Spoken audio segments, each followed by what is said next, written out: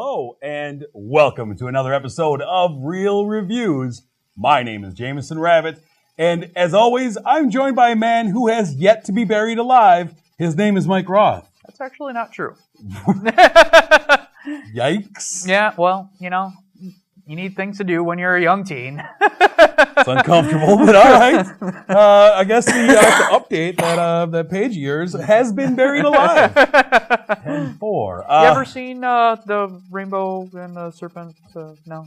No, okay. I'm not sure. You said words, but I don't know what they meant. Yeah, well, that's because I was buried alive once. All right, then. This week, here on Real Reviews, we have a few movies to talk about on the marquee. We'll let you know if they're any good in just a moment. The first movie I'm going to start with on the marquee this week. That was just a moment, wasn't it? It was. Yeah. Just pause, right back into it. Movie called Room. Not to be confused with that train wreck of a movie called The Room that came out a few years ago. Possibly one of the worst movies ever.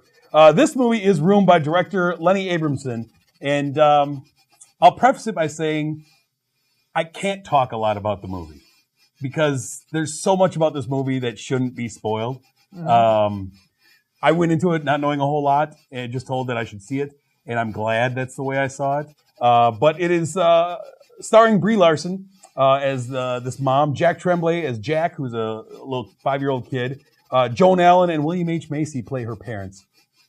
And Brie Larson and Jack, I'll call him, as long as he has been alive, they have been living in this room. And everything is self-contained. They have never left room. And the story, there's a strange dynamic between them and this guy play another guy that you called... just call it Room instead of The Room just makes it kind of freaky right there. But that's what it is. It's Room. That's how they refer to it. And there's another guy, Nick, and there's a really strange dynamic between them.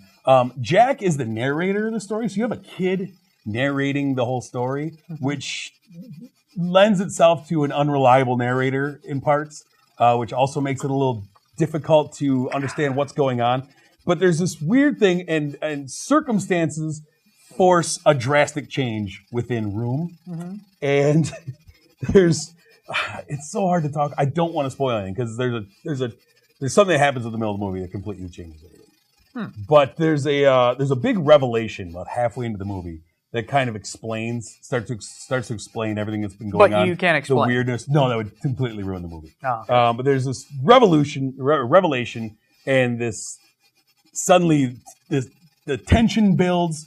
There's all kinds of stuff going on. Where I found myself actively rooting in this movie, like under my breath, like come on, make it happen, make this happen. And what the movie is really all about is just about how traumatic experiences in your life stay with you forever. A traumatic experience anytime in your life, you never are all better after that. You know, time doesn't heal all wounds. And there's a couple of traumatic events in this movie that kind of change everything. And as the movie is told through a child's perspective, it's interesting to see how perspective on traumatic experiences can kind of change how you see them. Sometimes they're not so traumatic, depending on how you come at them. And I know this is a really vague review of the movie. I did see it. Brie Larson was incredible in this movie. Really, it's her and this kid played by Jacob Tremblay who star in the movie. The rest of the people kind of come in and out of it, but it's their dynamic as the mother and son that drives this whole movie. And she was just incredible. I could see her getting nominated for Best Actress for this role.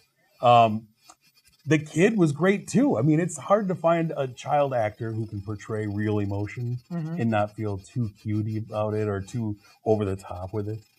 And I thought he was great. And it was just, to me, it felt like a movie that made you think, made you feel, made you react.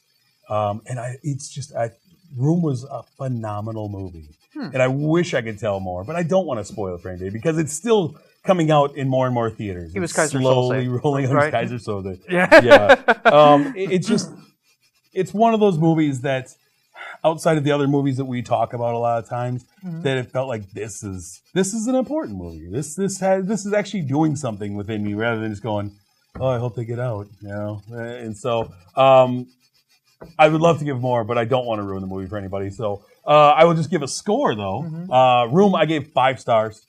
Do you think it will ever become mainstream, or do we have to make room for Alvin and Chipmunks? I don't know with the movies that are coming out in theaters in the upcoming weeks. We have Hunger Games and Creed and all these movies, the Good Dinosaur, Pixar movies.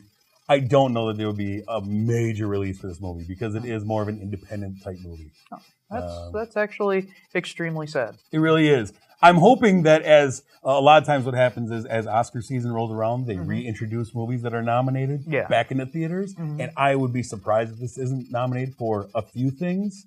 So I'm hoping that will happen, that we'll get it reintroduced and more people can see it. Because I do think it's a great movie and highly recommend Room if you can find it. Yeah, you have to go quite a ways to go. I made a trek. I made a trek across state to go see it, but it was well worth it. So the next movie though that we have on the marquee, sir, is another movie about people that are trapped. Yes, a little bit more than your 2. Exactly 33. Right. And hence the name. The movie is called 33. It's starring Antonio Banderas. You have Lou Diamond Phillips. You have Oscar Nunez, yeah. A bunch of big names. This is based on a true life story. Happened 5 years ago, 2010. Yes, sir. In August, 33 Chilean miners were trapped underground. And what seemed like it would be a hopeless rescue mission, but they lived a good 69 days underground. Miles underground, and they were rescued. It's not a spoiler alert. Yeah, this happened. This has happened. We're around. You saw this happening. What was really cool is I took my daughter, and this is like one of her first news stories. She really remembers. She's like, I want to see this. I want to know what happened to him.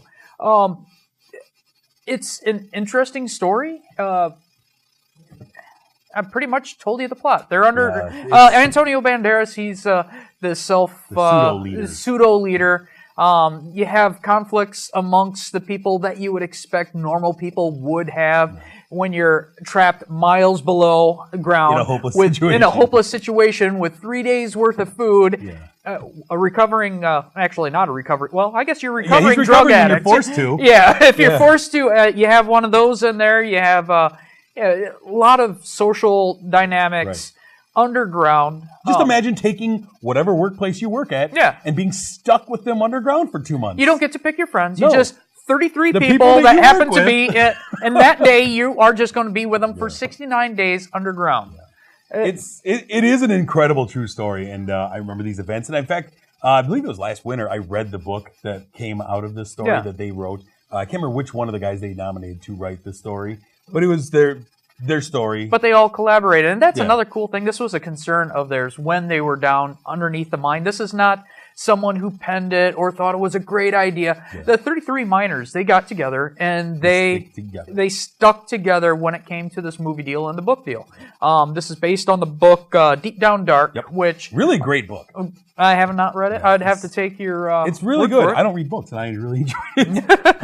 But that's only half the movie and half the story. Yeah. Is them being underground. The other half is the massive international rescue effort that took place on the surface. Yeah. So just as much as you had the amazing story underground, you had a rescue effort that had never been tried before. Mm-hmm. And I mean, that's what made it such a huge story, is we're seeing all of these things happening.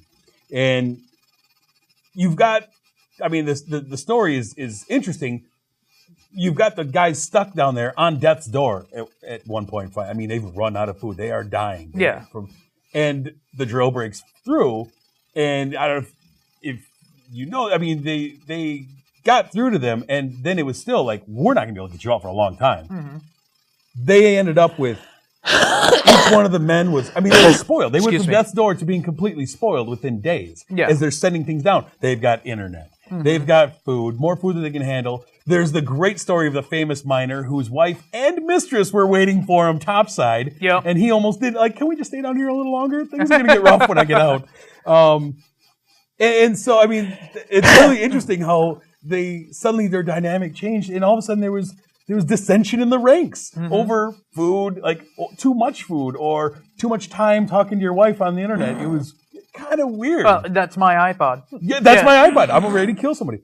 My issues with this movie, though, are, one, they really didn't build any chemistry between the guys. No. I mean, they really focused on a couple of minors, and you're not going to focus on all 33. No. But there was a couple of points towards the end of the movie where I'm going, well, who's that guy? I mean, I don't even think I've seen him yet in this movie. He's one of the 33. I got messed. There was just no chemistry when suddenly, like, we're brothers, but it's like, but I don't even know you. With me, it was mostly with the women. I didn't think they concentrated enough on the topside story. You had the main story of we have to go down there and the world is coming together and things aren't working right, but the story with the miners' families, I got confused. I was like, who are these people? Right, because they didn't introduce them very well. No. You're just like, well, I mean, she's one of their wives. Yeah, they would come in, and unless you had an immaculate memory, it was hard to figure out which... Well, and to me, everything was just oversimplified for the movie. Everything was oversimplified, and it's an incredible story. And topside, Gabriel Byrne, as one of the guys who's in charge of drilling, was horrendous in this movie. He was really bad. I wasn't quite sure what nationality he was supposed to be playing. Well, and that was the other complaint I had. I wrote his name down, Bob Gunton. I know him as the warden from Shawshank Redemption. He was playing the Chilean president. Never once did he attempt any sort of accent that would say, I'm South American. Yeah. It was, I'm the Chilean president. We got to go down there and get those guys. I mean, seriously. And then at one point, he attempted it for a minute. And I'm like, that's the worst accent in the history of movies.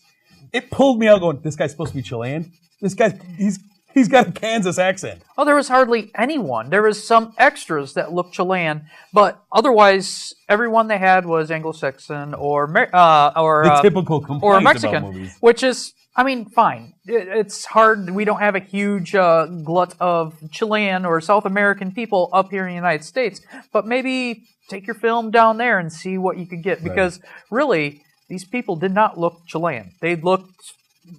No. Not. And I mean, or sound Chilean. That's the big thing. And it was weak storytelling for me because it didn't get to the heart of the miners. It didn't get to the heart of the family. It didn't get to the heart of a lot of things. The story of the American driller is an incredible story. They go into in the book quite a bit of how he had the things he had to go through. He had to bend that drill 1.5 miles underground. They realized they're going to be a couple feet off. He had to do something that was unprecedented and defied physics. They never mentioned that in the movie. I mean, there's so many great stories, and you run out of time. But it felt like they didn't even attempt to do one of the storytelling aspects all the way to the detriment of it. They just kind of left everything like, here's a story. They tried to concentrate a little bit on Mario, which is the head guy. And you concentrated a little bit on the guy who had the mistress, and you concentrate a little bit because those are the three actors you know. And you concentrate a little bit on the recovering addict. Yeah.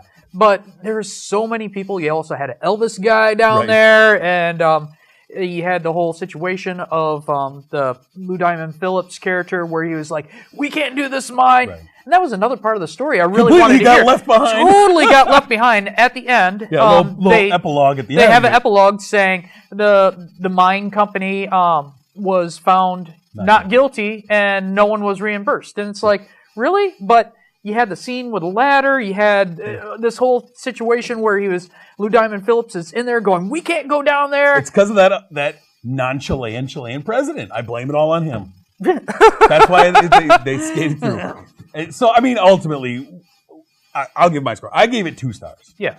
That's exactly what I gave it to. I think it had potential, but they couldn't achieve it because of... An incredible story that just kind of got wasted. There's also the singing part in the middle, where they're at the camp and they got like a professional singer to come in and pretend that she's not a professional singer.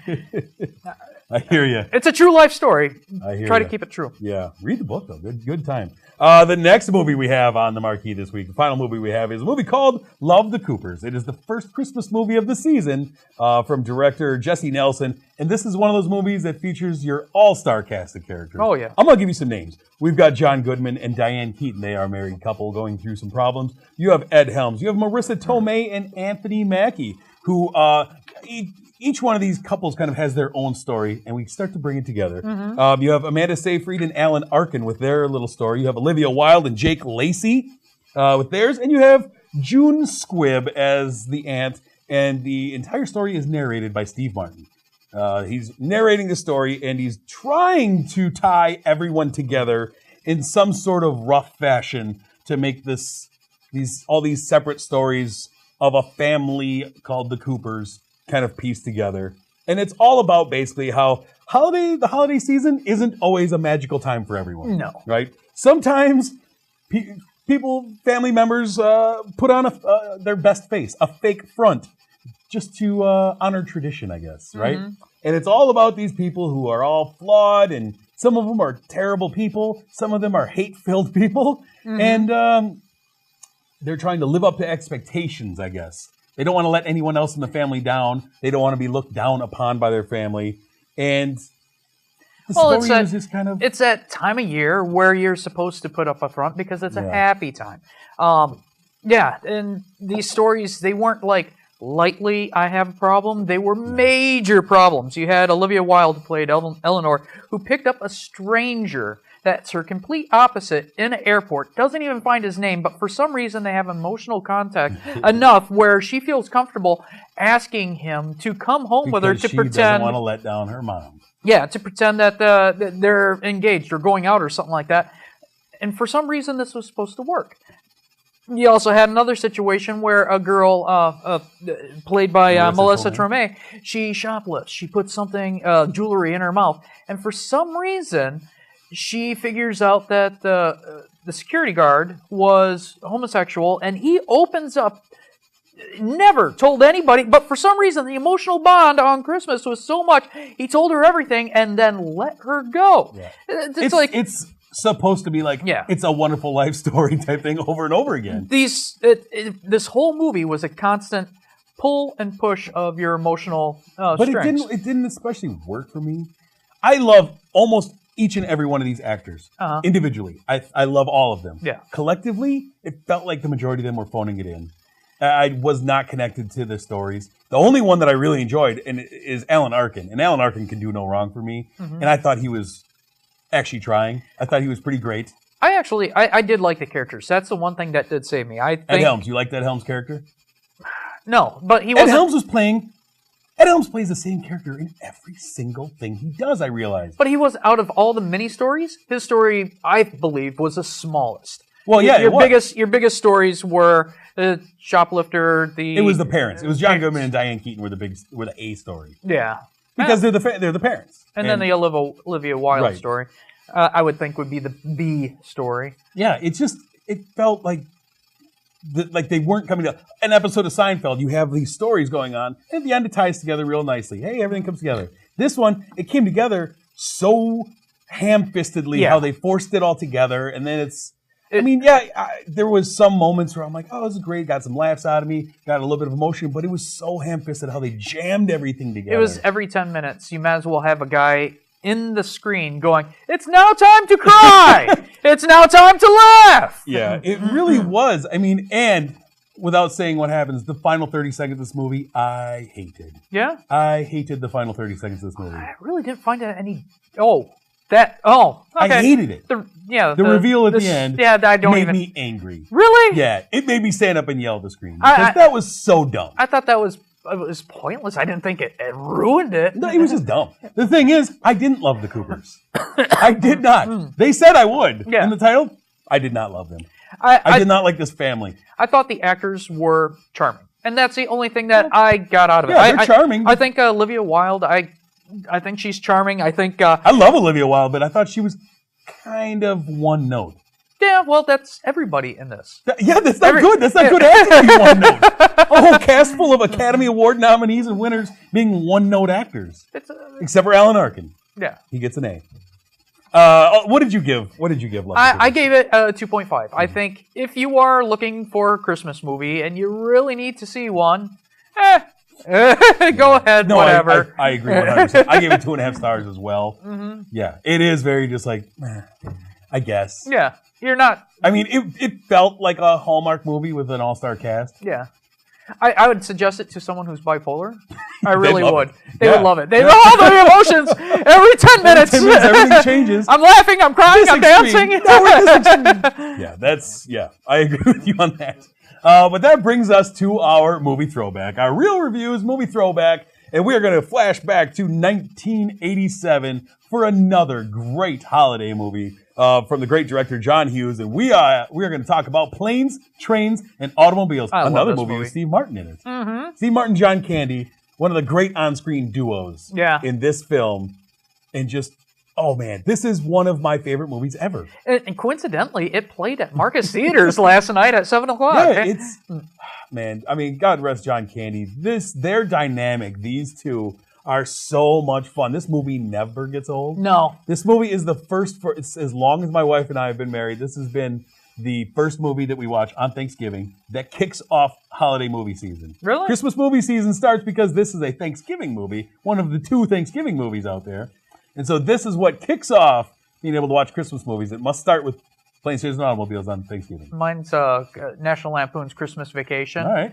Every Thanksgiving. Yeah, this is just, I mean, everything that they go through as the 2 of them are trying to get home. Oh, yeah. Trying to get home, and the insanity. I mean, it's a great road trip movie, right? Yeah. Road trip movies are inherently a lot of fun because you can throw people into so many different situations, and they are so great. And the yin and yang of Steve Martin and John Candy. And they do go through an amazing trip. The movie is not epically long, but you feel like you've been through a lot at the end. Haggard at the end. Yeah, but you feel just as tired, but in a happy way. And there are some moments. There's some moments with John Candy, the I like me moments, my wife likes me moment. Dude, I've seen this movie probably 75 times. I still get a little misty. Like, and part of it is just because John Candy is so charming. Yeah, yeah. And you know, also gone Steve before Martin. his time.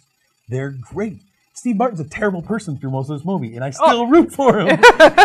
But you can see it. You're like, all he wants to do is get home. He's having a bad day, and this guy being over-friendly is not helping the situation. Is so good, so quotable, holds up so strong, and it is a testament to the great writing and direction of John Hughes. Yeah. I mean, who could do no wrong through the 80s with his movies, and I think this is right at the top. Yeah, there's a fistful of movies that I could watch over and over and over again. Never gets dull. This is one of them. Yeah, yeah. I cannot tell you how many times I've seen this movie. I got it on disc when McDonald's. Yes, I remember. And it was. There's no chapters or anything. You watch it straight through. I must have watched that thing straight through at least 6 times. Yeah. Yep. It's in the same week. Excuse me. And I mean, there's it's rated R for one scene. Is it? Yes. For the car rental scene, where Steve Martin drops like 27 F-bombs. Oh. Brings it an R rating. But it is a family movie outside that scene, and that's the best part. You know, it's really fun. Yeah. That's really? Yeah. Well, I mean, you drop 27 F-bombs, it's going to get you an R. I guess. You know, especially in a row. How did McDonald's get away with? They may have given you a copy. I must have gotten a copy with that. No F's. Yeah. I want a forking car.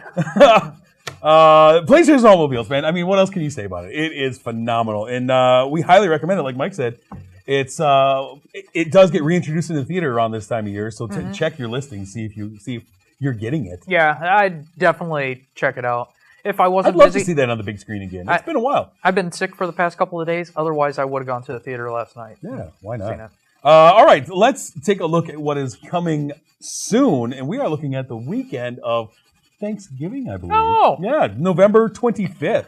We have 3 movies coming out that weekend. The first of them is a great holiday movie, Victor Frankenstein. Oh. Right? Yeah. Right on time. Well, you know, you're stuffing a bird, you're a dead creature, you're sticking it in the oven. I love it. Very similar. You're stuffing... stuffing a dead body. Starring James McAvoy and Daniel Radcliffe as Victor Frankenstein and Igor, I guess. And Frankenstein. Frankenstein. they do the joke in the preview. It's Frankenstein. It's that tired joke. That will be coming out. We also have the newest movie from Pixar, The Good Dinosaur. Yeah. I will never count Pixar out for a movie. No. Whether it looks good to me or not. I didn't think Inside Out looked all that good. And then you saw it. I was 100% wrong. Give it 5 stars. So The Good Dinosaur looks like a good time, I hope. Right now, I'm thinking it's not looking like a good time, but I know Pixar. Yeah. Unless it's a sequel, they've been hit and miss Yeah. on their sequels, I think, outside of Toy Story. There's only 2 movies I did not like by Pixar. Okay, talk about it. You will not like these. I did not like Incredibles. You son of a... That's what I figured. That one is getting a sequel eventually, but yes. And Cars. Right. I don't care for any of the Cars movies. Any of the Cars, Planes, any of those. I don't care for those. Ratatouille is at the bottom of my list. Really? For them. Yeah, I think that's a really bad movie. But they've been spectacular. When they're good, they're 5 stars. Oh, yeah. All-time classics. A lot of times Pixar's will make you think a little bit, but not enough where your kids can't Wall-E, enjoy it. Inside Out, these movies, they hit home. So yeah, we hope that The Good Dinosaur is another one of those. I'm sure it will be. The final movie we have coming out that weekend is a long, I don't know, anticipated, but it is a sequel long in the making, I guess. Yeah. It's called Creed, and it is the Rocky sequel, I guess. Yeah. Picking up with Apollo Creed's son, and Rocky is taking on the Mickey role, and we'll be training young Creed. So we have Sylvester Stallone, we have Michael B. Jordan playing the son of Creed, and I'm excited for it. Yeah. I'll tell you what, when this movie was announced a couple years ago, I went on a diatribe on my podcast about how this does not need to be made. I really, really liked Rocky Balboa, and I thought it was a great way to end that series. Thought it cleaned up what Rocky V, the mess that Rocky V left on the carpet. Yeah. And did a good job until it capped off the story. And I'm like, we don't need to do this. Why? Stallone, stop. Stop making sequels to your movies that don't need to be made. And after seeing more and more trailers for this, I'm really excited. The ending of Rocky Balboa, I hated. And I would have multiple endings. Well, they had 2 endings. The original one, I would have hated more. The one where it came out to a tie, still hated. But it's a great story.